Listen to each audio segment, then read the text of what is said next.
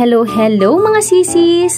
For today's video nga, tayo ay sabit na naman. Nandito tayo ngayon sa SM Pampanga, kasama natin si Kuya Benz at si Ate para bumili ng gitara para kay Lord. Anyways guys, gusto ko lang i-share sa inyo. Alam nyo ba na lahat ng blessings, lahat ng kung ano man meron tayo ngayon, pati na rin ang ating mga buhay ay galing kay Lord? Kaya naman kailangan ang 10% ng ating mga kita ay kailangan ibalik natin kay Lord. Alam nyo ba guys na hindi tayo nagbibigay kung hindi tayo ay nagbabalik lamang kay Lord. Dahil lahat ng to ay galing sa Kanya. At after nga namin bumili ng gitara guys, ayan naglakad-lakad muna kami and nakalimutan kong sabihin sa inyo guys na kasama nga pala namin si Pastor Piben. Si Pastor Piben nga pala guys ay isa sa mga pastor ng ICBC Tarlac. And also, siya rin ang head ng worship team ng ICBC Tarlac.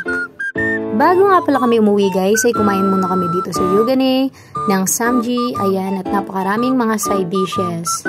Anyways guys, ang samjihan na to ay buffet style na kung saan pwede kayong kumuha na lahat ng mga gusto nyong kainin na nasa buffet. And also ayan guys, meron din tayong shabu-shabu. Isa to sa mga pinaka the best na shabu-shabu na natikman ko. And ayan, merong spicy and yung original. Syempre may mga kasama siyang seafood. Yun lang, bye-bye!